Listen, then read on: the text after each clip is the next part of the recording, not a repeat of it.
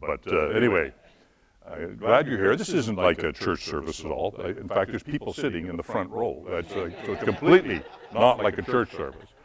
But anyway, this is a very interesting discussion we're going to have. Of course, the regular pep talk, you've probably been to a few other sessions, but it pays to perhaps remind you that we are going to have questions from the floor, not yelled out so much as if you go to the Slido portion of your app, your Identify app, and you're going to be able to ask questions. And also, if you don't have an original question of your own, you can also vote, if you will, on the questions that are on there, so that we can get them the highest profile questions will be asked as this session goes on. I did think to myself, as we're not going to give long speeches here, but that faith in the public square. There's not a lot of places you see this discussed now. Certainly not discussed in Parliament. When I was there, it's a kind of a no-go. There's a kind of a passing reference to God in the Constitution, but certainly it's frowned upon amongst polite company there. You don't want to talk about it in university, because that's not really a free speech zone much anymore. And if you're going to go to an actual public square, you got to kind of pull your punches there too, because there's all kinds of watchdogs and rights groups and stuff that be careful what you say there. So here at the Manning Conference, we go boldly where no one goes before. Okay. Anyway, so joining us on this panel, this should be a kind of a juicy topic, I think. So on this panel here, we have Ray Pennings, who is, many of you know, a co-founder of Cardus, and Cardus is one of the leading kind of think tanks, and as Preston would say, a do tank, not just think, you actually do. So Ray, thanks for joining us here, and we'll get into, but he's been around forever on this, and they built a wonderful organization. Rachel Harder, who, as many of you will know, has had her own time in the sun here over the last year or two in Parliament. She's an MP from Lethbridge, and is representing. If you read her bio, that's it's kind of like that's why I'm out of the business, because she seems to me like she just never stops, and I like to stop now and again now. and then on the other end of the panel here is, and you don't always get this, but this is the Reverend Doctor Andrew Bennett, which you don't get both all the time. And anyway, and of course, maybe best known at one time maybe for being Canada's first ambassador for religious freedoms. And now, yes, and now heads up Cardus Law, which is he tells me is the exciting part of Cardus. I'm not sure if it is. But anyway, so faith in the public square. This is again, this is a subject. It's kind of, it's in the news, so on. But what's the role of faith in the public square? Is there a role? I mean, we talk religious freedoms, but people do pull their punches. I know in public life about the role of faith in the public square. Is there a role in it in the 21st century, or is that an anachronism from the past? Right? I would say two things need definition at the very front end of this. And the first is the public square. So often we narrow that to politics and, right, speaking in Parliament. And the public square is much broader than that. And when you actually take a look at who is doing the frontline work in neighborhoods, whether that's the Salvation Army in terms of social services, the Mennonite Central Committee in terms of some of their foreign relief. If we take a look at refugees coming into the country, the vast majority being sponsored by faith groups. We can go, our health institutions or education institutions. We, at Cardus, we embarked last year on a polling project with the Angus Reid Institute. And what was remarkable is the disconnect between the public narrative, which sort of says that faith should not be there, and the majority of Canadians, 80% of whom have prayed in the last year. There is divisions, there's a continuum and different perspectives along the way. But yet, most people have faith as part of their lives. And more than 50% of Canadians actually say faith informs part of their attitudes towards issues in the public square. So I would argue faith has been and continues to be a major part of the public square, but we should think much more broadly than just politics. Okay. And Rachel, what's your experience? You in your bio talk, you're a church person, you've got a faith background. What's your experience in the public square? Is it still valid, still useful, or still something you got to be cautious about? What is it? Sure. Well, Chuck, I think going with that definition of public square beyond just the formal political round, I would say, faith, of course, very much guides my actions in both spheres, within Parliament proper, within my role as a member of Parliament, but certainly beyond that. I was raised in a home where faith was very central to the way that I was raised. And here's what that did for me is, from a very young age, my parents instilled in me a belief that it's my responsibility to give back to my community, to be invested through volunteerism, to give my time and my energy and money to my community and to its betterment. I was raised in a home where we understood and practiced that the underprivileged needed to be cared for. So we often, spent time, at soup kitchens and serving there, and we spent time, taking care of the environment by cleaning the ditches in our community and getting out there and having a helping hand in that. We had opportunities where, I've done multiple overseas trips where I've had the opportunity to help out in orphanages and in running sports programs for underprivileged youth. And so it's these different opportunities that I've had, and that come out of a guided belief that as a person of faith, it is my responsibility to give back to my community and to make it vibrant. That's an incredible heritage, an incredible upbringing, I think, and it really forms then my belief in public service now. As a member of Parliament, it is my responsibility to serve my constituents to the best of my ability and to make sure that I'm investing in my community for their betterment. And so I think that ultimately at the end of the day, it's this belief that others come before me. Andrew. Well, Chuck, the public square ultimately is where we encounter one another. And the public square takes many different forms. I mean, Ray spoke a bit about this. But it's where we encounter one another as citizens, but more profoundly where we encounter one another as fellow human beings. And so, majority of people in this country have some connection with faith. They might not be attending church or mosque or synagogue or temple on a regular basis, but they have an understanding that they need to encounter faith in their own lives, but also to have a way to engage with others. Because no faith is lived out singly. I can't think of a single religious tradition where you live your faith as solely an individual, but rather that faith is lived out in community. And that's not just living out that faith within the building, within the gurdwara or in the church or the mosque. It's about living it in that public square. And if we want to have a vibrant, deeply pluralist liberal democracy in this country, the public square must be a place where people of different traditions, different faith traditions, can encounter one another, bring those deeply held beliefs into the public square to encourage ongoing debate and engagement with the other. If we can't engage each other in the public square, and also engage each other in often our very deeply profound differences, theological differences, ethical, moral, different beliefs that we might have, if we can't do that, we're not going to have a vibrant liberal democracy. And so faith must be present in the public square if we are to have a genuine common life together. And so I think this is something we need to recapture in our country today. I think of my time as what was then called Indian Affairs Department, but now Indigenous Affairs, and I thought how often that the issues that seemed paramount to Indigenous people were all had, from my Christian faith background, all had kind of a faith language. They're worried about reconciliation. They talk about forgiveness. They talk about healing. They talk about covenants. They talk about, I say, well, I understand this, but governments they talk about relationships.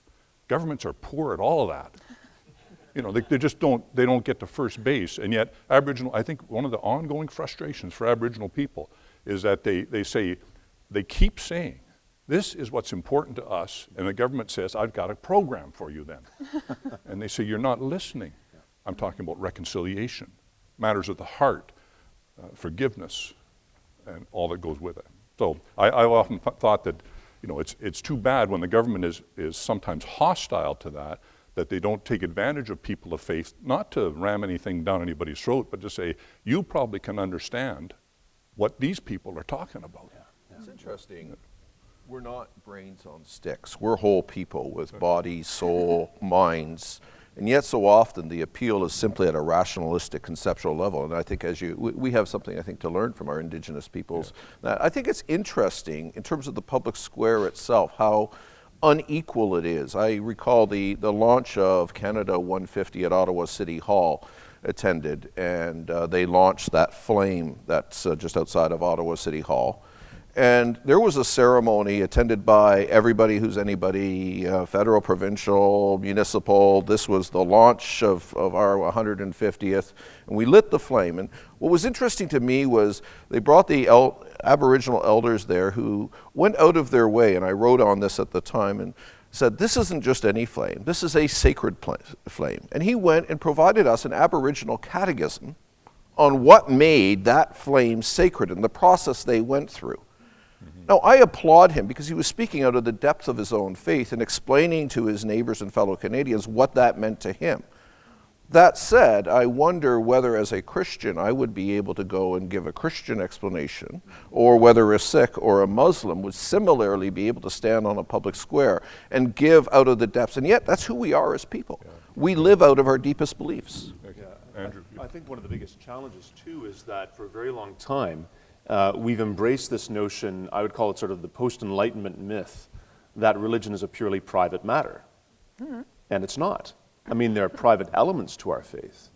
We have private devotion and we live our faith in a particular way at home, in church, and so forth. But faith throughout human history, religious belief throughout human history, has been lived in the public square. Yeah. And there are particular communities in our country that have no problem with this. Orthodox Jews, Sikhs, observant Muslims who are willing to live their faith openly and occupy within the public square a place where they can be fully themselves. And I think, speaking from the Christian perspective, and as a Catholic deacon, we have been sometimes the worst offenders in this regard. We have really accepted this myth that I can't talk about my faith outside the home or outside the church because I don't want to offend someone. Or I feel that if I say something, I'm going to limit someone else's ability to engage me. Right. But in fact, what you're doing by constraining your own ability to speak about your faith, you're not giving the other person the opportunity to engage you to the fullest extent possible. And I remember when I was working in foreign affairs, I used to speak to outgoing ambassadors and heads of mission each year about what the nature of religious freedom is, the work of the Religious Freedom Office. And I remember one year being challenged to say, well, what does your own faith mean to you, ambassador? How does it inform your work? And I said, I can't separate my work from my faith. That's who I am. And it was interesting afterwards, 6 people, unrelated to one another, came up to me afterwards, and these are leading diplomats, who said to me privately, I wish I could say that. They felt in the public service they could not talk about their faith. Now that's a problem. It is a problem. Something that early on, when I was elected in 1993, and I was at times wrapped in with accusations of being part of the God Squad and a few other things, and I found that sometimes Christian. I'm from a Christian background, so I found Christian organizations and sometimes even churches felt that they finally had a Christian MP, so things were really going to change.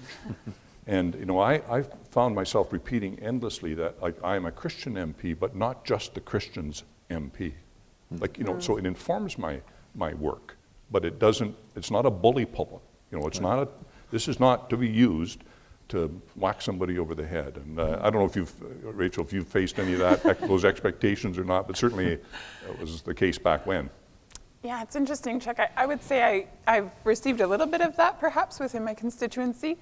And by people who mean really well, and certainly want our country, to change for the better, but at the end of the day, yes, I think I have a responsibility to help people understand. Absolutely, I am a person of faith, and my faith very much guides, my actions, the decisions that I make, and the way that I conduct myself. But at the end of the day, I work within a system that is much larger than me, and there are so many moving parts that have to be taken into consideration. And not only that, but I have a whole team that I work with, and so certainly we're interested in hearing from Canadians, from coast to coast, and best representing their needs. You know, I think with this, if I may, it relates to this, and that is one of the comments that I often got following my election was from those on the other side who don't hold to a faith. They would say to me, Rachel, I understand that you're a person of faith, but now that you're in public life, you're going to put that aside, right? And there was this expectation that somehow I would just step outside of that and put it on the back burner, and that it would have no repercussions on my function as a member of parliament, that I would put that aside. And my response was this. I said, I suppose I could put that aside. But let me explain what that does for me, and then you tell me whether or not you want me to put that aside. It gives me an incredible compassion for people. It means that they come before me. It means that I am passionate about pursuing what the needs of the vulnerable are and taking their defense. It means that I absolutely am committed to protecting freedom of religion, freedom of speech, freedom of belief, freedom of conscience, regardless of what that belief is. It does not have to be my own. I will protect it because I believe in that for my country. It means that I will pursue human rights and making sure that they are protected. And I went on and I explained what it meant in terms of showing compassion for people and dignity for people and advocating for the family. And at the end of it, I said, would you like me to put that on the back burner as I represent you? Absolutely not. No. Absolutely not. Can I just jump onto this, because I think it betrays something, even the questioner itself, in terms of faith being put on the backside as if your core beliefs, and what you did is translate your faith into fundamental, easy to understand beliefs as it relates to other people. Yeah. I think the myth that is out there is that it's only people who have a transcendent faith or who go to a church or a guada or a synagogue that have faith, and that somehow the rest of society is secular and neutral. Right. You know, I think the word secular, and Charles Taylor at McGill has highlighted this for us, the word secular has really changed in meaning over time. Way back when secular used to be sort of a description of geography, the butcher, the baker, the candlestick maker, they were in secular occupations. The priest was in a sacred. It wasn't a judgment on either. It was, it's like urban, rural. Right. They're in different spaces. Then secular came to mean neutral. And that sort of was the conception that faith happened in private spaces. Right. It happened at family worship. It happened in church, mosque, synagogue. But this public square, we didn't pick favorites. We were neutral. I think today, secular actually means something different. Taylor calls it the secular 3 definition, in which secular is its own worldview. It is its own, it has a set of things that actually believes that faith is a negative thing, that religion is bad for people, bad for society. It causes people to be bigots and harmful and all of the other things, and we'd be better without it. And there's an underlying belief system, and some might suggest that belief system is, governments are even ask us to check attestation boxes about that belief system, but that's a whole other issue we could leave aside. But it's a reflection of a belief system as well. And I thought, and I don't mean this in a critical way to the Prime Minister, I think it betrays something about his understanding. When he said at the town hall that you're allowed to believe whatever you want, including pro-life, pro-choice, but we draw the line, I think his words were, between belief and action. Yeah.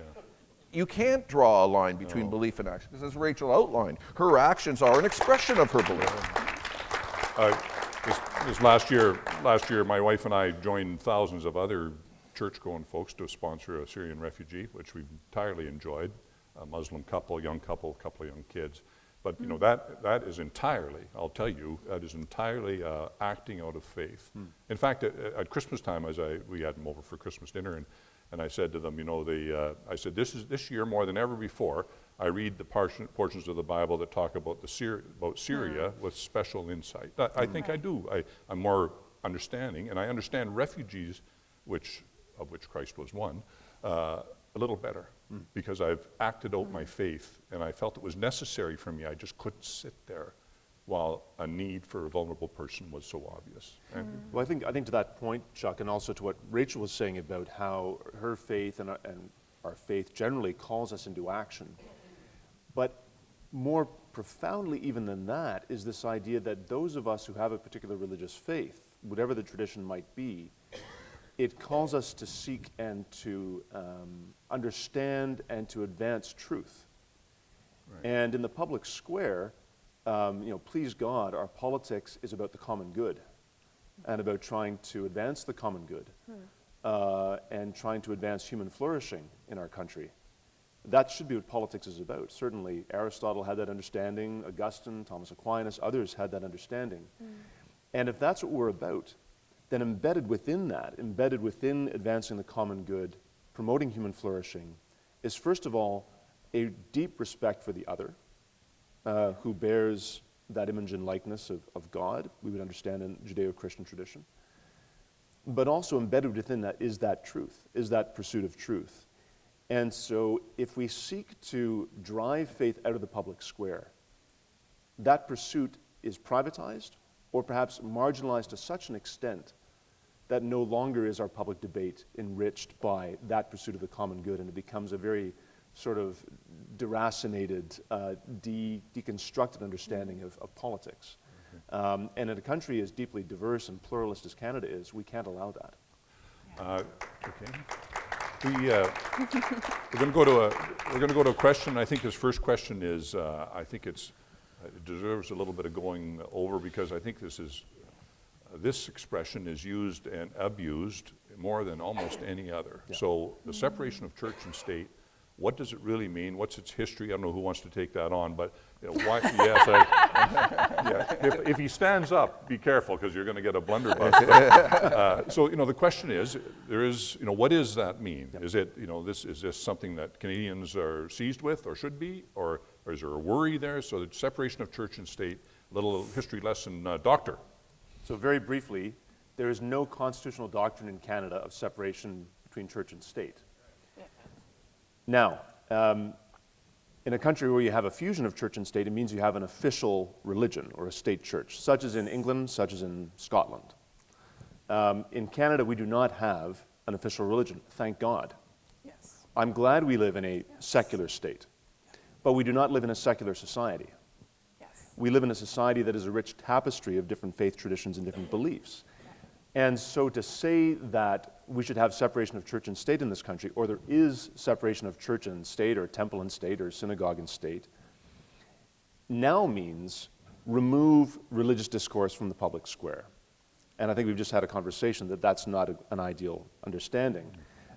So elected officials who have deeply held beliefs, whether those are atheist, agnostic, secular humanist, Christian, Jewish, Sikh, they should be living those beliefs out fully.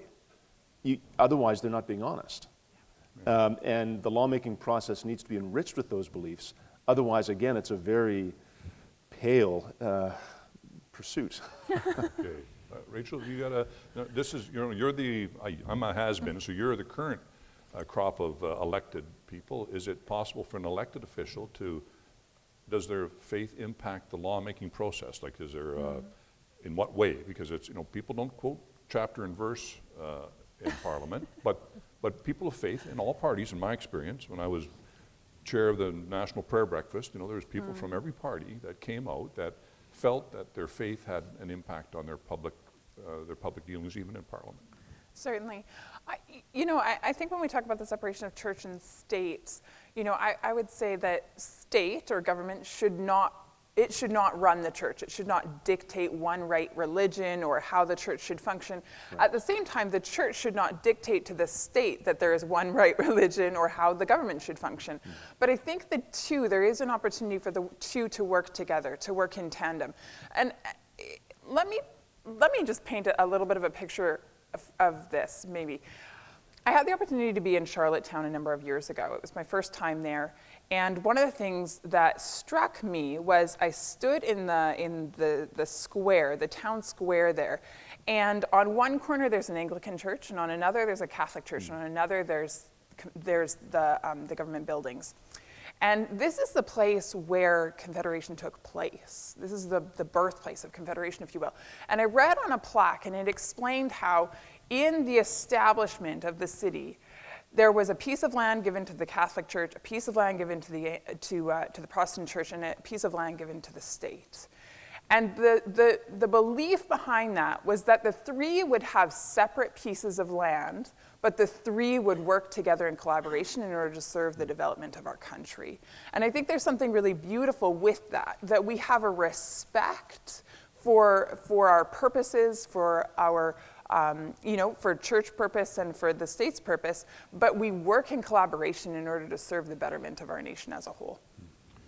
If I can just, and I'll expand it, because church and state is a safe way of saying the question. I think in public life today, a lot of questions come particularly, there's concern about Islam and Sharia law, and underneath that question often is, well, wait a minute, if we allow religion to explicitly to be there, who knows what we're going to have. And I think that question's out there and deserves, a direct answer. It was interesting. With Angus Reid in November, we released a poll. We asked Canadians, about 8 groups, do you think these groups are net benefit or negative towards society? I don't have the exact wording of the question in front of me, but what was interesting, so Catholics, Protestants, evangelicals, and Jews, the historic Judaism, they were all on the positive side of the, so more people thought they were a benefit. Atheists and Hindus were about neutral, almost exactly, and there were 2 groups that were negative, Sikhs and Muslims. What was fascinating is when you broke down the negatives, and Islam was far more negative than any other group by a significant margin. Mm-hmm. However, when you broke it down, it was people of faith who were only half as likely to be negative towards Muslims as those who confessed no faith at all. So there was a sense in which people of faith were far more open to those of other faiths and engaging them. Yeah. And it was the people who were, the 19% of Canadians who, check the box of non-believer. I don't want anything to do with it. This is all bad. The irony is they were negative to every other group except their own. I thought one of the Super Bowl ads this year showed the father coming out of the Catholic Church picking up the Jewish rabbi. Then they stopped by and picked up another religion, and they all went to the football game. and in some ways, when I think of ministerial associations and groups like that in country and cities across the country, I think they get it. This is a case where don't be happy if you persecute this group because you're just the next one on the block. Yeah. So I always think of that when I. And that doesn't mean they're becoming syncretistic and all believe with each other. They're actually having pretty robust theological debates. And nor did they. There's no hint of that. I'm just saying that the part of it they get is you say you're a man of faith or a woman of faith, and that's good.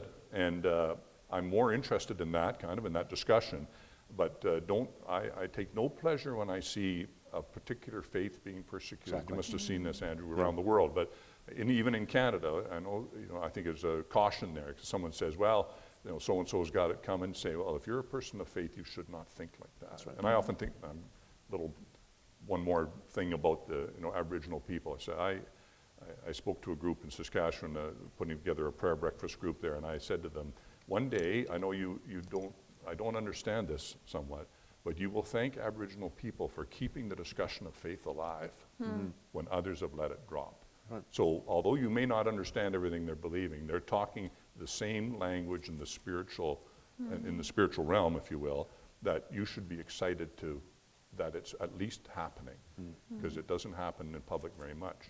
We're just about out of time. What do we got here? We got the first question's been knocked off here.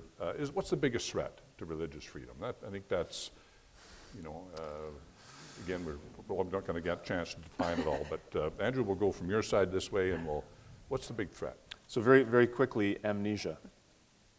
We have forgotten in this country why freedom of religion, freedom of conscience is so essential to a flourishing democracy. It's been forgotten or misunderstood within our institutions, but also faith communities have forgotten how to live out a robust religious freedom. And that's, I think, what we've been talking about today.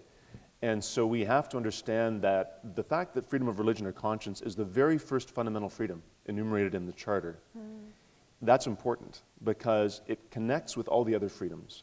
if you don't have the freedom to contemplate your deeply held beliefs, how then do you possibly move on to exercise freedom of expression, association, assembly, and so forth? You have to have the freedom to think before you can act. And so I think we need to correct this amnesia, both in institutions and more broadly. Rachel? Chuck, honestly, he summed that up so well. I'm not even going to add. That's what happens when you're a Dr. Reverend.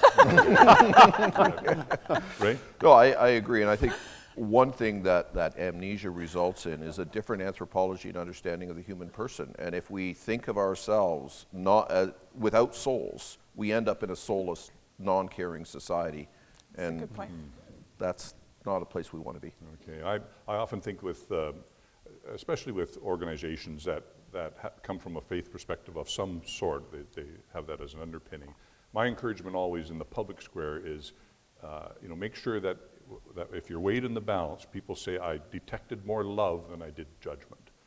I find that Canadians will accept quite a bit of discussion about quite a few things, but if it starts out with a judgmental statement of purpose, kind of and so on, I find that the next discussion is awfully hard to have. I'd rather start with saying the actions that Rachel's talked about, enumerated, that you helped the vulnerable, you cared for the poor, you reached out to others, you had compassion when compassion was the right response.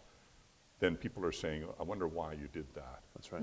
That's a better discussion than the other. So that's all my encouragement on that. Thank you very much. Okay, well, thank you very much. I hope you've enjoyed that. And this is a great panel, and this kind of discussion, I'm delighted that Cardis continues to probe this with polling and with research and so on. So I encourage the organization, of course, and those of you who may want to join it if it's your cup of tea. And Rachel, we thank you for standing. Oh. No, I didn't. But anyway, I'm sure they'll find it. And Rachel, thank you for your work, and thank you for your thoughtful presentation of why faith matters. And thank you for attending.